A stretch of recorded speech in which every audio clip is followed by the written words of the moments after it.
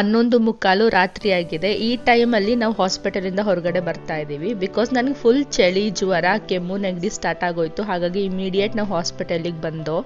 ಏನಾಯ್ತು? ಜ್ವರ. ಈ ಟೈಮಲ್ಲಿ I should really appreciate my husband. ಅವ್ರಿಗೂ ನನ್ನಷ್ಟೇ ಕೆಮ್ಮು, ನೆಗಡಿ, ಜ್ವರ ಇದ್ರೂ ಅವ್ರು ನನ್ನ ಪ್ರಿಯಾರಿಟೈಸ್ ಮಾಡಿ ಹಾಸ್ಪಿಟಲಿಗೆ ಕರ್ಕೊಂಡು ಬಂದು ಕೇರ್ ಮಾಡ್ತಾ ಇದ್ದಾರೆ. ಆ್ಯಂಡ್ ನಮ್ಮ ಮನೆಯೆಲ್ಲ ಒಂಥರ ಮಿನಿ ಮೆಡಿಕಲ್ ಸ್ಟೋರ್ ಆಗಿಬಿಟ್ಟಿದೆ 2 to 3 ಡೇಸಿಂದ. ಈ ಕಡೆ ನನ್ನ ಹಸ್ಬೆಂಡು ಇವತ್ತು ಏನೇನು ಖರ್ಚಾಯಿತು ಅಂತ ಲೆಕ್ಕಾಚಾರ ಆಗ್ತಾ ಇದ್ರು, ವಿಚ್ ಇಸ್ ವೆರಿ ಇಂಪಾರ್ಟೆಂಟ್. ನಾವು ಏನೇನು ಖರ್ಚು ಮಾಡ್ತಾ ಇದ್ದೀವಿ ಅಂತ ಅದನ್ನೊಂದು ತಲೆಯಲ್ಲಿ ಇಟ್ಕೊಳ್ಳೋದು ತುಂಬ ಇಂಪಾರ್ಟೆಂಟ್ ಆಗುತ್ತೆ. ಆ್ಯಂಡ್ ಬಿಸಿನೀರು ಕುಡಿದ ತಕ್ಷಣ ಗಂಟ್ಲು ಕೆಮ್ಮಿ ಎದೆ ಎಲ್ಲ ಉರಿ ಬಂದ್ಬಿಟ್ಟಿತ್ತು. And this is next day morning. Sweat ಆಗಿದ್ನಲ್ಲ, ಸೊ ಬೆಳಗ್ಗೆ ಎದ್ದಿದ ತಕ್ಷಣ ಫಸ್ಟ್ ಗೀಸರ್ ಆನ್ ಮಾಡಿದೆ ಸ್ನಾನ ಮಾಡೋಣ ಅಂತ. ಆ್ಯಂಡ್ ಬಿಸಿನೀರಲ್ಲಿ ಕಾಯಕ್ಕೆ ಇಟ್ಕೊಂಡಿದ್ದೀನಿ. ಆ್ಯಂಡ್ ನನ್ನ ಮಗಳಿಗೆ ಈ ಟೈಮಲ್ಲಿ ನಾನು ಫೀಡ್ ಮಾಡ್ತಾ ಇಲ್ಲ. ನನ್ನ ಮಗಳು ಮತ್ತು ನಮ್ಮ ಅತ್ತೆ ಇಬ್ಬರೂ ಸಪ್ರೇಟಾಗಿ ರೂಮಲ್ಲಿ ಇರ್ತಾರೆ. ಈ ಡ್ರಿಪ್ಸ್ ಎಲ್ಲ ಹಾಕಿಸ್ಕೊಂಡಿದ್ನಲ್ಲ, ಸ್ವಲ್ಪ ಪೇಯ್ನ್ ಆಗ್ತಾ ಇತ್ತು. ಹಾಗೆ ಬಿಸಿನೀರು ಕುಡಿಯೋಣ ಅಂತ ಕುತ್ಕೊಂಡೆ. ಈ ಕಡೆ ಡೈನಿಂಗ್ ಹಾಲಲ್ಲಿ ಮಾವಿನ ಹಣ್ಣಿತ್ತು. ಅದ್ರ ಜೊತೆಗೆ ನೋಡಿದ್ರೆ ಫುಲ್ ಆಫ್ ಜಂಕ್ಸ್ ಇತ್ತು. ನನ್ನ ಹಸ್ಬೆಂಡ್ ಜ್ವರ ಬಂದಿದೆ, ಬಾಯೆಲ್ಲ ಕೆಟ್ಟೋಗಿದೆ ಅನ್ನೋ ಒಂದೇ ಒಂದು ರೀಸನ್ ಇಟ್ಕೊಂಡು ಫುಲ್ ಬೇಕ್ರಿ ಐಟಮ್ಸ್ನೆಲ್ಲ ತನ್ನ ಮನೇಲಿ ಇಟ್ಕೊಂಬಿಟ್ಟಿದ್ದಾರೆ. ಆಬ್ವಿಯಸ್ಲಿ ಇಷ್ಟೆಲ್ಲ ತಿಂದ್ಬಿಟ್ಟು ವಾಕಿಂಗ್ ಮಾಡಿದ್ರೆ ಇನ್ನೆಲ್ಲಿಂದ ಸಣ್ಣ ಆಗ್ತೀವಿ ಅಲ್ವಾ.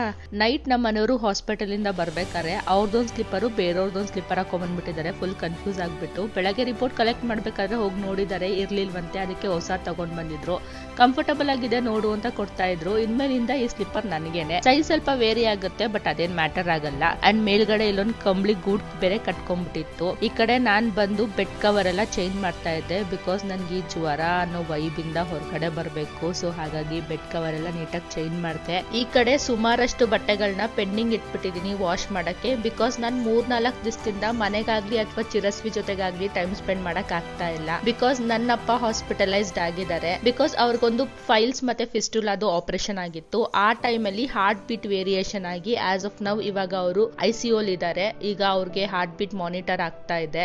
2 ಡೇಸ್ ಇಂದ ನನ್ಗೆ ಆ ಕಡೆ ಹೋಗಕ್ ಆಗ್ತಾ ಇಲ್ಲ. ನನ್ಗೆ ಅದೊಂದು ಗಿಲ್ಟ್ ಫೀಲ್ ತುಂಬಾನೇ ಕಾಡ್ತಾ ಇದೆ. ಸೊ ಇವತ್ತು ಸ್ವಲ್ಪ ಎದ್ದಿದ್ದೀನಲ್ಲ, ಆದ್ರೆ ಹೋಗ್ ಬರೋಣ ಅಂತ ಅನ್ಕೊಂತಾ ಇದ್ದೀನಿ. ಬಟ್ ನನ್ಗೆ ಜ್ವರದ ಸುಸ್ತಿನ ಕಮ್ಮಿ ಆಗಿಲ್ಲ. ಐ ಹೋಪ್ ಅಪ್ಪ ಬೇಗ ಆರಾಮಾಗ್ತಾರೆ ಅಂತ. ಅವ್ರು ನನಗಿಂತ ತುಂಬಾ ಸ್ಟ್ರಾಂಗ್ ಇದ್ದಾರೆ, ಆರಾಮಾಗ್ತಾರೆ ಅನ್ನೋ ನಂಬಿಕೆ ನನಗಿದೆ.